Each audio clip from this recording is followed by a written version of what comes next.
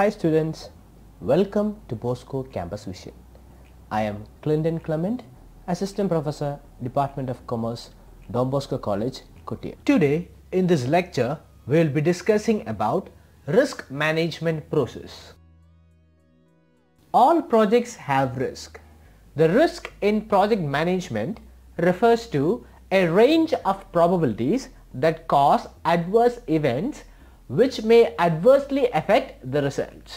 അപ്പോൾ ഏതൊരു പ്രോജക്റ്റ് ആയാലും അതിന് ഇൻക്ലൂഡ് ആയിട്ടൊരു ഫാക്ടറാണ് റിസ്ക് എന്നുള്ളത്. റിസ്കിനെ നമുക്ക് ഒരിക്കലും ഒഴിവാക്കാൻ പറ്റുന്ന ഒരു ഫാക്ടർ അല്ല. Risk should always be risk return trade off. നമുക്ക് എത്രത്തോളം റിസ്ക് എടുക്കുന്നോ അത്രത്തോളം റിട്ടേൺ ഉണ്ടാകുന്ന രീതിയിലായിരിക്കണം ഒരു പ്രോജക്റ്റിനെ നമ്മൾ റിസ്ക് ഇൻക്ലൂഡ് ചെയ്യേണ്ടത്.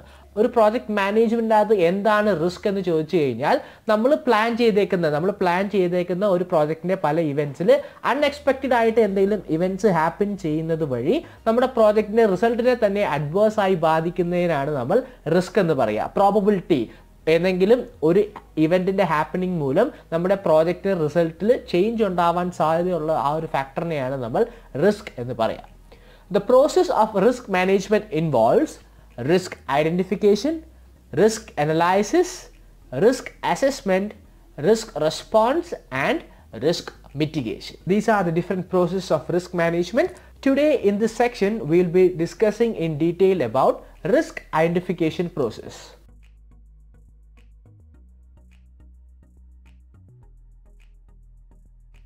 Risk identification is the first step in the process of risk management.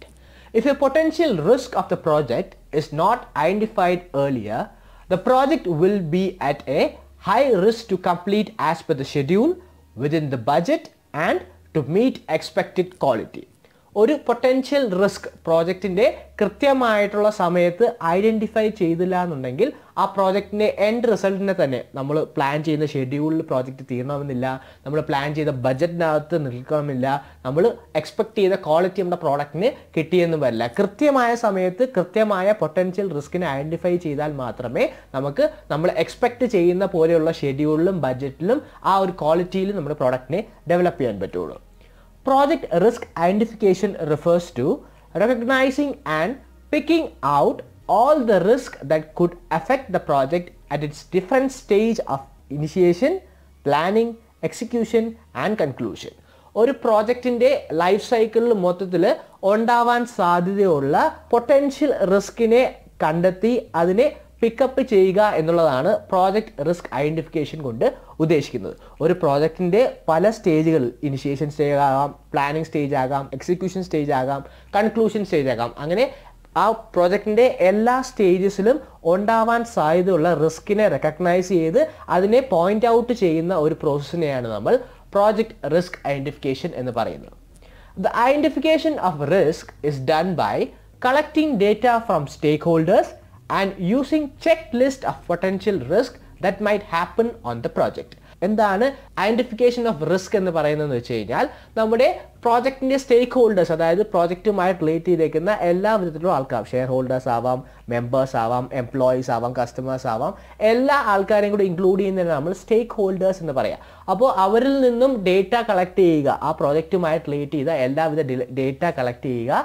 അതുവഴി ഇതിൽ ഉണ്ടാവാൻ സാധ്യതയുള്ള ഒരു പ്രോജക്റ്റിന് ഉണ്ടാവാൻ സാധ്യതയുള്ള എല്ലാ പൊട്ടൻഷ്യൽ റിസ്കിനെയും ഐഡൻറ്റിഫൈ ചെയ്ത് ഒരു ചെക്ക് ലിസ്റ്റ് തയ്യാറാക്കുക.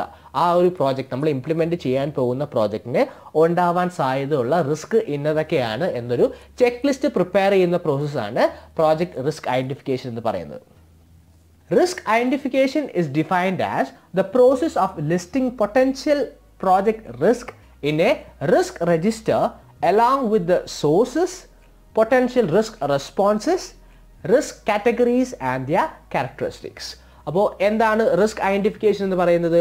ഒരു പ്രോജക്റ്റിന് ഉണ്ടാവാൻ സാധ്യതയുള്ള പൊട്ടൻഷ്യൽ പ്രോജക്റ്റ് റിസ്കിനെ ഐഡൻറ്റിഫൈ ചെയ്ത് ഒരു ചെക്ക് ലിസ്റ്റ് തയ്യാറാക്കി അതിനെ ഒരു റിസ്ക് രജിസ്റ്റർ, നമ്മളെ പ്രോജക്റ്റിൽ എന്തൊക്കെ റിസ്ക് ഉണ്ട് എന്ന് ഐഡൻറ്റിഫൈ ചെയ്ത് ചെക്ക് ലിസ്റ്റ് തയ്യാറാക്കിയതിന് ശേഷം അത് എൻട്രി ചെയ്യുന്ന ഒരു ഡോക്യുമെൻ്റ് ആണ് റിസ്ക് രജിസ്റ്റർ എന്ന് പറയുന്നത്. ഇത്തരത്തിലുള്ള രജിസ്റ്റർ എന്തൊക്കെ കാര്യങ്ങളുണ്ടാവും? ആ റിസ്കിൻ്റെ സോഴ്സ് എന്താണ്, പൊട്ടൻഷ്യൽ റിസ്ക് റെസ്പോൺസ്, ആ റിസ്കിനോട് എങ്ങനെയാണ് നമ്മൾ പൊട്ടൻഷ്യലി റെസ്പോണ്ട് ചെയ്യേണ്ടത്, റിസ്കിൻ്റെ കാറ്റഗറി എന്താണ്, ആ റിസ്കിന് എന്തൊക്കെ ക്യാരക്ടേഴ്സ് ഉണ്ട്, ഇത്തരം കാര്യങ്ങളെല്ലാം ഐഡൻറ്റിഫൈ ചെയ്യുന്ന ഒരു പ്രോസസ്സാണ് റിസ്ക് ഐഡൻറ്റിഫിക്കേഷൻ എന്ന് പറയുന്നത്.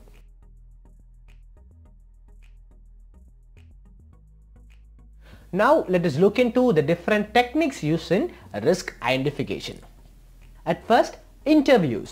Interviews are conducted among selected stakeholders of the company to gather information and form optimistic and pessimistic risk scenarios.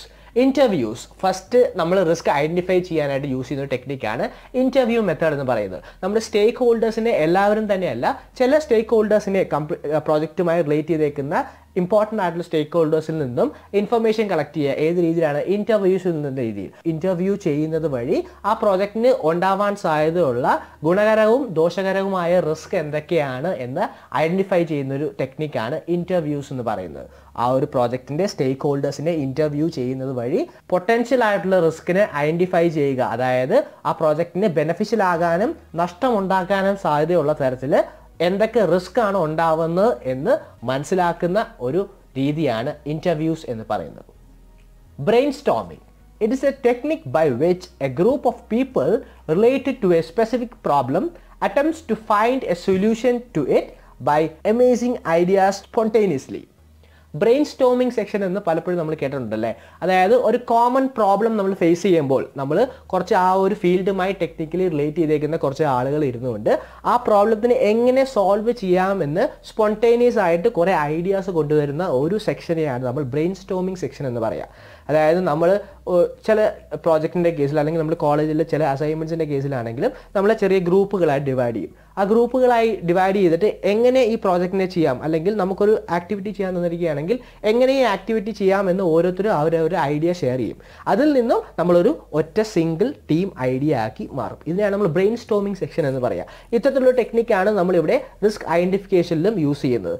അതായത് നമ്മുടെ റിസ്കിനെ ഐഡൻറ്റിഫൈ ചെയ്യാൻ വേണ്ടി പൊട്ടൻഷ്യൽ ആയിട്ടുള്ള ഒരു ഗ്രൂപ്പ് ഓഫ് പീപ്പിൾ ഒന്ന് ചേർന്നുകൊണ്ട് അവരുടെ ഐഡിയാസും അവർക്ക് ഏതൊക്കെ രീതിയിലാണ് റിസ്ക് ഉണ്ടാവാൻ സാധ്യതയുണ്ടെന്നെല്ലാം അവരുടെ ഒപ്പീനിയൻ വഴി നമ്മൾ റിസ്കിനെ ഐഡൻറ്റിഫൈ ചെയ്യുന്ന ഒരു പ്രോസസ്സാണ് ബ്രെയിൻ സ്റ്റോമിംഗ് എന്ന് പറയുന്നത്.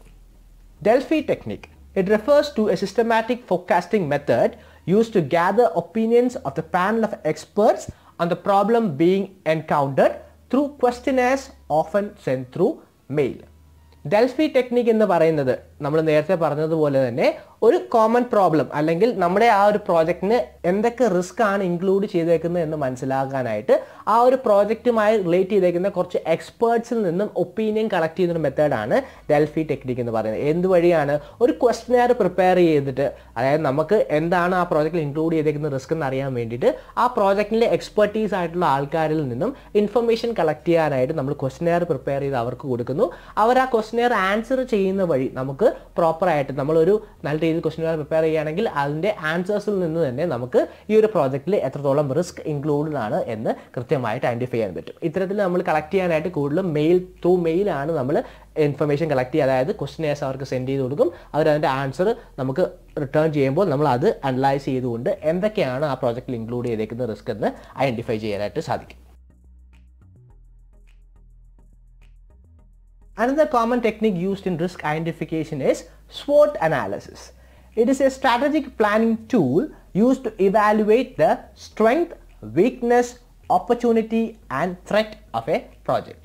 ഒരു പ്രോജക്റ്റിൽ ഇൻക്ലൂഡ് ചെയ്തേക്കുന്ന ആ പ്രോജക്റ്റിൻ്റെ സ്ട്രെങ്ത് എന്താണ്, വീക്ക്നെസ് എന്താണ്, ഏതൊക്കെ സൈഡിൽ നിന്നാണ് ഓപ്പർച്യൂണിറ്റീസ് ഉണ്ടാകുന്നത്, ഏതൊക്കെയാണ് ആ പ്രോജക്റ്റിൻ്റെ ത്രെറ്റ്സ്, ഇതെല്ലാം ഐഡൻറ്റിഫൈ ചെയ്യുന്ന ഒരു അനാലിസിസ് ടെക്നിക്കാണ് SWOT അനാലിസിസ് എന്ന് പറയുന്നത്. ആ പ്രോജക്റ്റിൻ്റെ സ്ട്രെങ്ത് ആയിട്ടുള്ള പോർഷൻസ് എന്തൊക്കെയാണ്, വീക്ക്നെസ് എന്തൊക്കെയാണ്, ആ പ്രോജക്റ്റിന് ഉണ്ടാവാൻ സാധ്യതയുള്ള ത്രെറ്റ്സ് എന്തൊക്കെയാണ്, എന്തൊക്കെ ഓപ്പർച്യൂണിറ്റീസ് ഉണ്ടാകും എന്നെല്ലാം മനസ്സിലാക്കുന്ന വഴി ആ പ്രോജക്റ്റിൻ്റെ റിസ്ക് ഐഡൻറ്റിഫൈ ചെയ്യാൻ സഹായിക്കുന്ന ഒരു മെത്തേഡാണ് SWOT analysis. Cause and effect analysis. Project managers use this simple method to help identify cause and facts that give rise to risk. If causes are addressed, risk can be reduced or eliminated. Cause and effect analysis എന്ന് പറയുന്നത് project management use ചെയ്യുന്ന one of the simple methods ആണ്. അതായത് ഒരു പ്രോജക്റ്റിന് ഉണ്ടാകുന്ന risk എവിടെ നിന്നാണ്, എന്ത് കാരണം കൊണ്ടാണ് ആ പ്രോജക്റ്റിന് റിസ്ക് ഉണ്ടാകുന്നത് എന്ന് ഐഡൻറ്റിഫൈ ചെയ്ത് കഴിഞ്ഞാൽ ആ റിസ്കിനെ കുറയ്ക്കാനും അല്ലെങ്കിൽ ആ റിസ്കിനെ എലിമിനേറ്റ് ചെയ്യാൻ തന്നെ ആ ഒരു ടെക്നിക്ക് ഹെൽപ്ഫുൾ ആയിരിക്കും. അത്തരത്തിലാണ് നമ്മൾ cost and effect analysis use ചെയ്യുന്നത്. ഒരു റിസ്കിൻ്റെ കാരണം എന്താണ്, എന്ത് കാരണം കൊണ്ടാണ് ആ റിസ്ക് ഉണ്ടാകുന്നത് എന്ന് കണ്ടുപിടിക്കുന്നത് വഴി ആ റിസ്കിനെ എലിമിനേറ്റ് ചെയ്യാനായിട്ട് യൂസ് ചെയ്യുന്നൊരു മെത്തേഡാണ് cost and effect analysis. checklist. It is a general list of items required, things to be done, or points to be considered for the purpose of achieving certain objectives. Checklist is developed based on historical information and knowledge that has been accumulated from various similar projects. അപ്പോൾ നമ്മൾ നേരത്തെ പറഞ്ഞു നമ്മൾ risk ഐഡൻറ്റിഫിക്കേഷൻ്റെ അകത്ത് നമുക്ക് potential ആയിട്ടുള്ള റിസ്കിനെ identify ചെയ്ത് അതിനെ നമ്മളൊരു ചെക്ക് ലിസ്റ്റ് ആക്കി മാറ്റും. എന്താണ് ചെക്ക് ലിസ്റ്റ് എന്ന് പറയുന്നത്? സാധാരണ ഗതിയിൽ നമ്മൾ ചെക്ക് ലിസ്റ്റ് എന്ന് പറയുന്നത് എന്താ? നമ്മൾ എന്തെങ്കിലും ഒരു കാര്യം ചെയ്യുമ്പോൾ നമ്മൾ ചെയ്യാൻ പോകുമ്പോൾ നമ്മൾ ചെക്ക് ലിസ്റ്റ് പ്രിപ്പയർ ചെയ്യും. അതായത് എന്തൊക്കെയാണ് നമ്മൾ ചെയ്യേണ്ടത്. വൺസ് അത് ചെയ്ത് കഴിയുമ്പോൾ നമ്മൾ ടിക്ക് ചെയ്ത് പോകും. അത്തരത്തിലാണ് നമ്മൾ ഇവിടെ റിസ്ക് ഐഡൻറ്റിഫൈ ചെയ്തതിന് ശേഷം ചെക്ക് ലിസ്റ്റ് പ്രിപ്പയർ ചെയ്യുക. ചെക്ക് ലിസ്റ്റ് നമ്മൾ എങ്ങനെയാണ് പ്രിപ്പയർ ചെയ്യുന്നത്? ഹിസ്റ്റോറിക്കൽ ഇൻഫർമേഷൻ്റെ ബേസിലാണ്. ഹിസ്റ്റോറിക്കൽ ഇൻഫർമേഷൻ എന്ന് പറഞ്ഞാൽ പാസ്റ്റ് പ്രോജക്ട്സ് സിമിലർ ആയിട്ട് ഇതേപോലത്തെ പ്രോജക്ട്സ് കണ്ടക്ട് ചെയ്തിട്ടുണ്ടെങ്കിൽ ആ പ്രോജക്ട്സിൽ എന്തൊക്കെയാണ് റിസ്ക് ഉണ്ടായിട്ടുള്ളതെന്ന് ചോദിച്ച് മനസ്സിലാക്കുക. എന്നിട്ട് ഈ റിസ്കിനെ എല്ലാം ഏറ്റവും ഇമ്പോർട്ടൻ്റ് ആയ റിസ്ക് എന്ന രീതിയിൽ റിസ്കിനെ എല്ലാം ലിസ്റ്റ് എന്ന രീതിയിൽ പ്രിപ്പയർ ചെയ്യുന്ന ഒരു പ്രോസസ്സാണ് ചെക്ക് ലിസ്റ്റ് എന്ന് പറയുന്നത്. Assumption analysis. The factors that are considered to be true, real or certain without any proof. Assumption analysis എന്ന് പറയുന്നത്, അസംപ്ഷൻ അതായത് നമ്മളൊരു ഊഹം വെച്ചുകൊണ്ട് പ്രോജക്റ്റ് ഇന്ന റിസ്ക് ഉണ്ടാവാൻ സാധ്യതയുണ്ട് എന്ന് നമ്മൾ ഐഡൻറ്റിഫൈ ചെയ്യുകയാണ്. ചില കേസുകളിൽ ഇത്തരത്തിൽ നമ്മൾ അസ്യൂം ചെയ്യുന്ന കാര്യങ്ങളും പ്രോജക്റ്റിൻ്റെ റിസ്ക് ആയിട്ട് വന്ന് ഭവിക്കാറുണ്ട്. അപ്പോൾ assumption is also A very effective technique in risk identification. ഒരു പ്രോജക്റ്റിൽ ഉണ്ടാകുന്ന റിസ്കിനെ ഐഡൻറ്റിഫൈ ചെയ്യാൻ അസംപ്ഷൻ അനാലിസിസ് നമ്മൾ യൂസ് ചെയ്യാറുണ്ട്. ആ പ്രോജക്റ്റ് മാനേജറിൻ്റെ പല അസംപ്ഷൻസ് വഴി ഇന്ന റിസ്ക് ഉണ്ടാവാൻ സാധ്യതയുണ്ട് എന്ന് ഐഡൻറ്റിഫൈ ചെയ്യുന്നതും അത് വളരെ ഹെൽപ്ഫുള്ളായി മാറാറുമുള്ളൊരു ടെക്നിക്കാണ് അസംപ്ഷൻ അനാലിസിസ്. അപ്പോൾ ഇത്തരത്തിലൊക്കെയാണ് നമ്മളൊരു പ്രോജക്റ്റിൽ ഇൻക്ലൂഡ് ചെയ്തിരിക്കുന്ന അല്ലെങ്കിൽ ഒരു പ്രോജക്റ്റിൻ്റെ ലൈഫ് സൈക്കിളിൽ ഉണ്ടാവാൻ സാധ്യതയുള്ള റിസ്കിനെ മൊത്തം ഐഡൻറ്റിഫൈ ചെയ്ത് ആ റിസ്കിനെ ഒരു ചെക്ക് ലിസ്റ്റായി പ്രിപ്പയർ ചെയ്യുന്നൊരു മെത്തേഡാണ് റിസ്ക് ഐഡൻറ്റിഫിക്കേഷൻ പ്രോസസ്സ് എന്ന് പറയുന്നത്. അപ്പോൾ ഇന്നത്തെ ക്ലാസ്സിൽ നമ്മൾ റിസ്ക് മാനേജ്മെൻറ്റ് പ്രോസസ്സിനെ കുറിച്ചാണ് പഠിച്ചത്. റിസ്ക് മാനേജ്മെൻറ്റ് പ്രോസസ്സിൻ്റെ ഫസ്റ്റ് സ്റ്റെപ്പായ റിസ്ക് ഐഡൻറ്റിഫിക്കേഷൻ എന്നാണ് നമ്മളിവിടെ ഡിസ്കസ് ചെയ്തത്. ഒരു പ്രോജക്റ്റിൽ ഉണ്ടാവാൻ സാധ്യതയുള്ള എല്ലാ തരത്തിലുള്ള റിസ്കിനെയും ഐഡൻറ്റിഫൈ ചെയ്ത് ഒരു ചെക്ക് ലിസ്റ്റ് പ്രിപ്പയർ ചെയ്യുന്നൊരു മെത്തേഡാണ് റിസ്ക് ഐഡൻറ്റിഫിക്കേഷൻ എന്ന് പറയുന്നത്. അപ്പോൾ ഇന്നത്തെ അസൈൻമെൻ്റ് ആയിട്ട് 2 ക്വസ്റ്റ്യൻസ് ആണ് തന്നിരിക്കുന്നത്. What do you mean by risk identification? What are the different risk identification techniques? എന്തൊക്കെ ടെക്നിക്സ് യൂസ് ചെയ്താണ് നമ്മൾ റിസ്കിനെ ഐഡൻറ്റിഫൈ ചെയ്യാനായിട്ട് യൂസ് ചെയ്യുന്നത്? അപ്പോൾ ഇന്ന് പറഞ്ഞ കാര്യങ്ങളെല്ലാം മനസ്സിലായി എന്ന് വിശ്വസിക്കുന്നു. Thank you for listening. Have A nice day.